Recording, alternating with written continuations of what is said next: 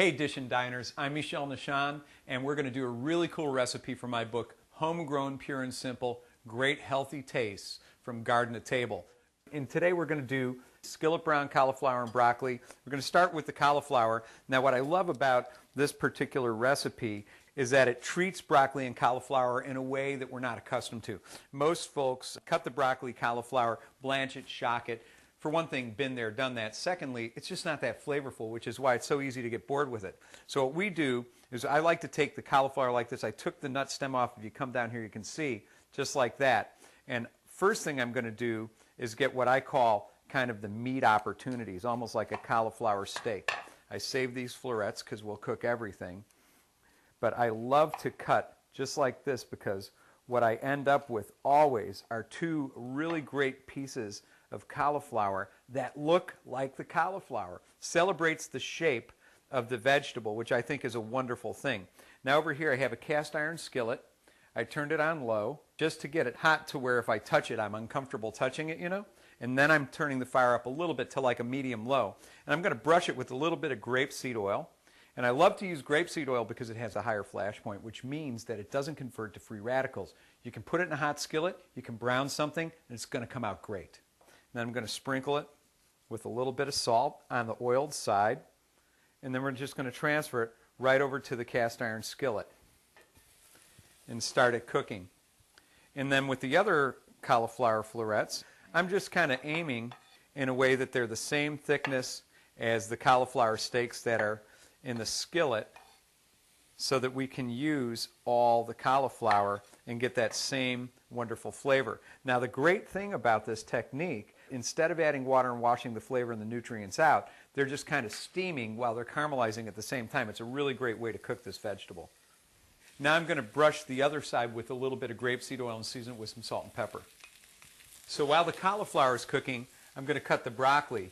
Now again, this is interesting because, you know, what we're doing is really working with the shape of the broccoli just like we did on the cauliflower.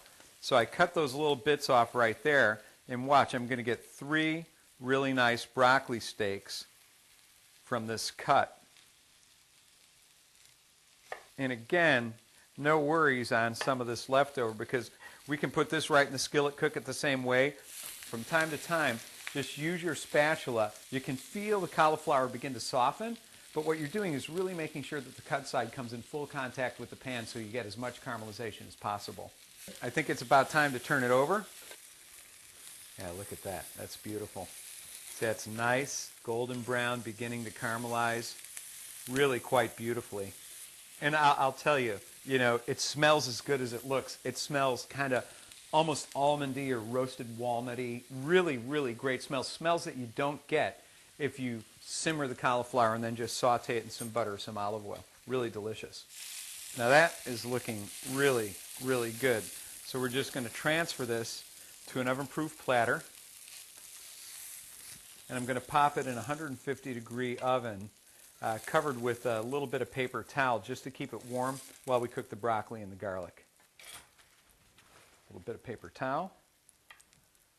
150-degree oven. Make sure you have an oven-proof platter just so that it doesn't break on you. Now we're going to just repeat the process of what we did with the cauliflower. Again, we're going to brush with a little bit of grapeseed oil. And again, I love that grapeseed oil because it's kind of flavorless. So it's really awesome when you're cooking something like this and you're really looking to pick up the caramel flavors. You really get that flavor of caramelized broccoli and cauliflower because the oil itself is pretty much flavorless. This is going to be very, very delicious. Tuck those in there. Perfect. They smell ready, so I know that they're going to look ready. And see, look at that, just like the cauliflower. That is gorgeous. So now we're going to let this cook until it's nice and caramely brown. And while that's happening, we're going to slice up some garlic. It's going to make a beautiful, delicious garnish for both the cauliflower and the broccoli. Now watch how this looks when we put the cauliflower together with the broccoli on the same plate. Color contrast works great, and it looks just as fresh as the blanched and shocked stuff. I love this. Now we're going to pop this back in the oven, and then we're going to cook the garlic. Now I'm going to add a little more grapeseed oil directly to the pan this time. And here's the great thing about roasting the garlic slices like this. All that flavor from the broccoli and the cauliflower, it's in the pan.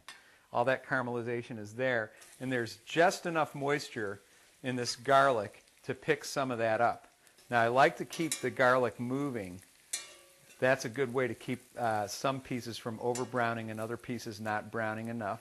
And what I'm going to do now is just turn the fire off because the pan retains enough heat to brown the garlic without overcooking it. If you see some pieces that are getting nice and brown, you can just take those out, set them on the cutting board. Like you can see, this is really just beautiful, lightly golden brown, a little bit on the crispy side. It's going to make a really delicious kind of like nutty garnish flavor. Look at that. Beautiful. Just delicious. There we go. Get our last little garlic fishy there. Now we're going to grab the cauliflower and broccoli.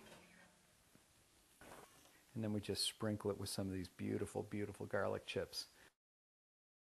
Nice and toasty.